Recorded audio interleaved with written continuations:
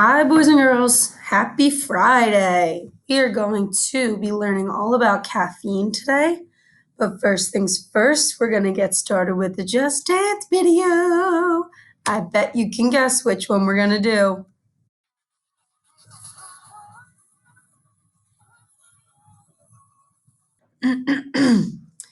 We're going to talk all about caffeine. So make sure you are sitting back in your seats, your computers are closed, and you are just paying attention to the video. Let's get into our learning targets. Oh, I can move my little head thing over here. So by the end of today's class, I want you to say that today I was able to understand what caffeine does to my body. I was able to assess the amount of caffeine I have in a day. And I was able to set goals for myself to ensure that I am not consuming too much caffeine, or I am able to set goals to reduce my caffeine intake. And there's this little GIF over here that says when the caffeine kicks in. So what I want you to think of right now is, when was the last time you had caffeine? So that could be soda, that could be tea, whether it's iced tea, hot tea, chocolate, if you had chocolate maybe in your cereal this morning, if you had chocolate last night after dinner, if you had ice cream that had chocolate in it, any of those things. Maybe the last time you had coffee, or the last time that you had any other food or drink that you can think of that has caffeine in it. Okay, so think of that in your head right now.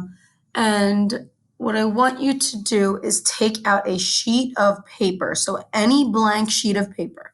And this video can be paused until everybody has their paper out, or a whiteboard, something you can write down on. So what I want you to do is write down when the last time you had caffeine was. Maybe you write the date, maybe you write how many days ago it was. Just write that number down for me. Alrighty, we have a couple of vocab terms for today. The first word is caffeine. The second word is stimulant. The third word is dependent. And the fourth word is tolerance. Caffeine, that first word. Caffeine is a bitter tasting drug that is a stimulant. It is found in tea, coffee, soda, energy drinks, food, and over-the-counter medications. So we talked about those over-the-counter medications. Can you write down on a piece of paper one over-the-counter medication?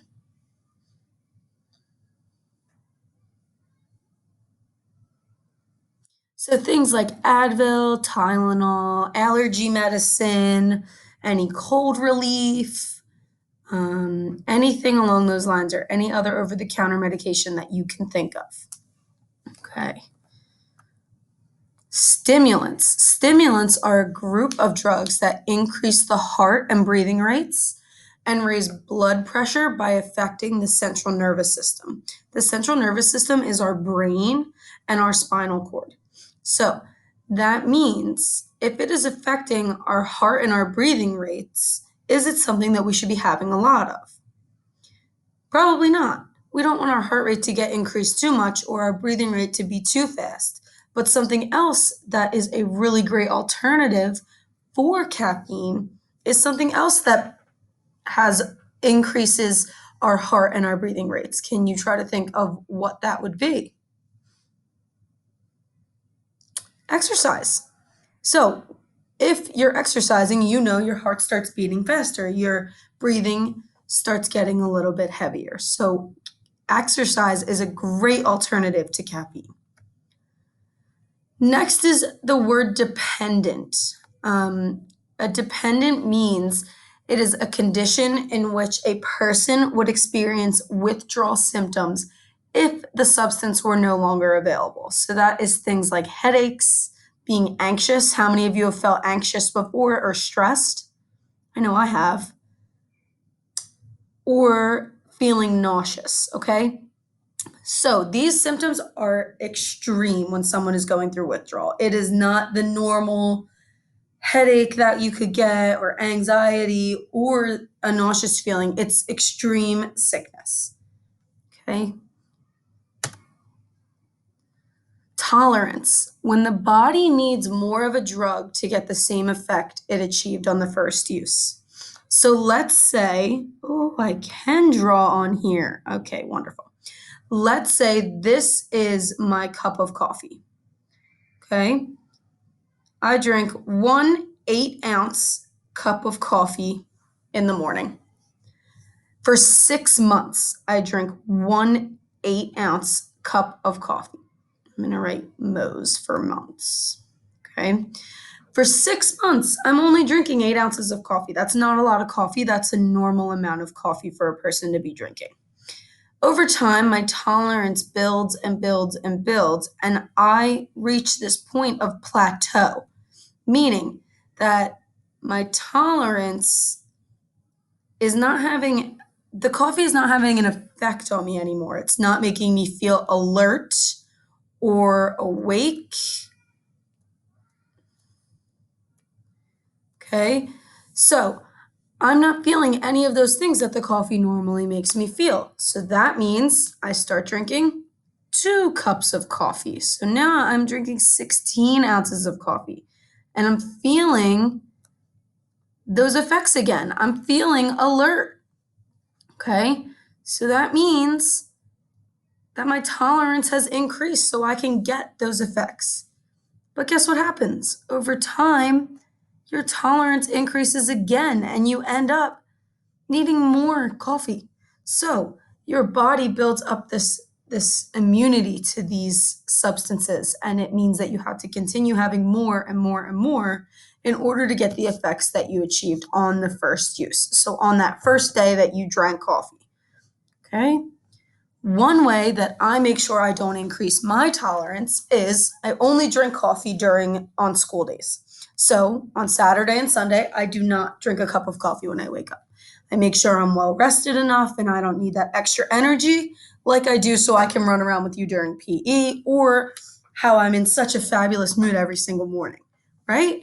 So in order to make sure I don't increase my tolerance, I make sure that I'm not drinking coffee and I'm also getting a lot of exercise. When I run around with you all day long, think about it. I'm running around not only with third and fourth and fifth grade, I'm running around with kindergarten, first and second grade in that day too. So there are 6 different grades that I'm running around with all day long.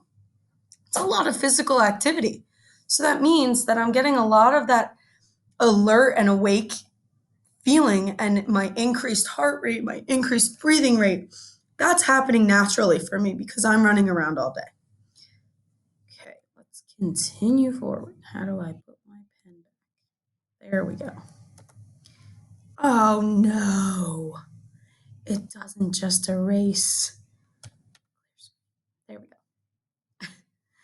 Our key message for today: caffeine is a drug found in many foods and beverages, and you should be sure to limit your intake. Alrighty, here's what we're gonna do right now. How many servings of these items do you usually consume in one day? So for a soda or a cola, it is per 12 ounces. So that's 1 can. Okay, let me try to. No, I do not want to put fireworks on the screen. Actually, do I want to put fireworks on the screen? No way. How fun. Okay, never mind. Sorry. um,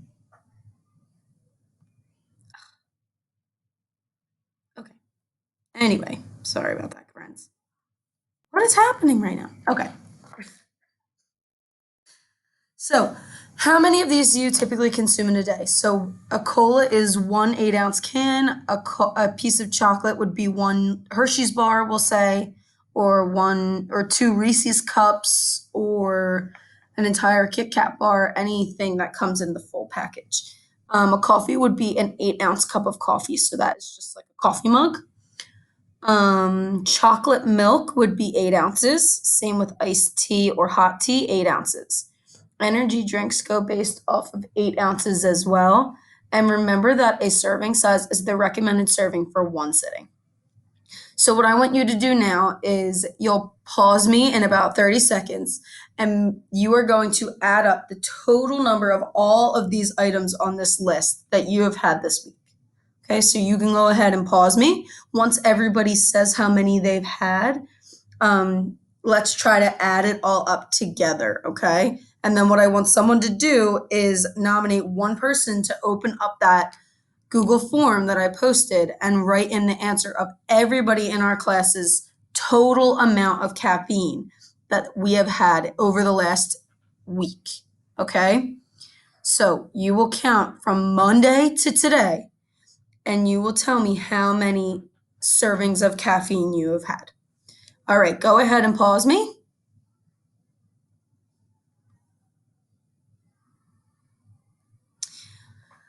Okay, now that you've counted all of the amount of caffeine that you have had, I bet it's a lot more than you were expecting it to be. So, caffeine is a legal drug found in many of the things we drink, eat, and in over the counter medications. Caffeine is a drug because it stimulates the central nervous system. So, again, that's the brain, which we can see right here, and the spinal cord. The spinal cord goes all the way down to your tailbone. Okay? It causes increased alertness and changes in mood and energy levels. Hold up. You're telling me that caffeine is a drug? Have you ever thought about caffeine in the foods you eat or drink as a drug before? Before we started talking about drugs this week. How do you feel after eating or drinking foods that contain caffeine? Does it make you feel awake? Does it make you feel alert? Do you feel better or do you sometimes feel worse? Caffeine is a stimulant. It speeds up our heart and breathing rates, just like exercise, and increases our blood pressure. Blood pressure is that thing when you go to the doctor and they put that wrap around your arm and pump the thing up. That's calculating your blood pressure, and that's just showing that your blood is moving through your body in a healthy way. Okay? Some people feel alert and energetic immediately, while others may feel nervous and jittery. Remember, friends, if you have a question at any point in this video, make sure you type it into the Google form. But then again, after you type in your question, please close your computers. So where else can caffeine be found? It can be found in food and drinks that we have already discussed, but it can also be found in very unlikely places. Things like pain relievers, so that's like Advil or Tylenol, cold remedies, things like Dayquil. Yogurt has caffeine, as well as ice cream, cake, cookies, and muffins. How much caffeine should you be consuming? It's generally recommended that kids should consume less than 100 milligrams of caffeine per day. And in about 1 minute, I'm going to show you the average amount of caffeine per food item. So, for example, a cup of coffee brewed at home could have about 100 milligrams of caffeine in it, while a Starbucks or Dunkin' coffee could have upwards of 320 milligrams of caffeine in it. Hashtag what? Isn't that crazy? You can get over triple the amount of caffeine in a coffee from Starbucks or Dunkin' Donuts than in a normal like a pot of coffee that your parents brew at home.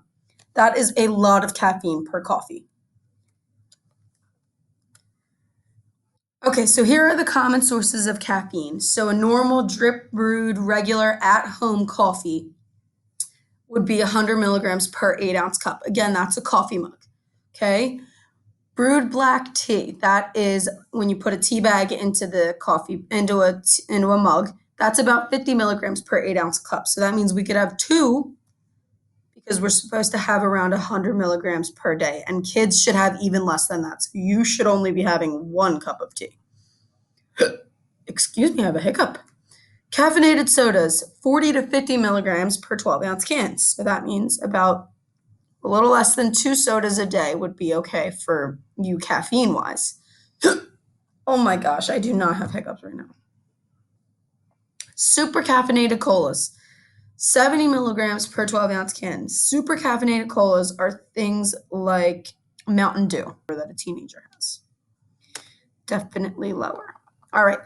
So we just did that activity. So our bodies and caffeine. Our bodies can build up a tolerance to caffeine, which means that we need to consume more and more caffeine to get the same short-term effect and energy boost. So that's that tolerance picture that I was drawing. What are some healthy alternatives to caffeine for providing the body with energy? Physical activity, eating nutritious meals, so using food as an energy source. And finally, getting enough sleep. Sleep is the number one thing that helps you to feel better and have energy through your day. Okay, now the light in this room just shut off. So, we are not going to be setting goals today, so we are going to finish up with that. But what we are going to do now is watch a really funny video of kids drinking coffee for the first time. This video cracks me up. So just give me 1 second to get it up. All right, here is this video, and I'm so excited for you all to watch it.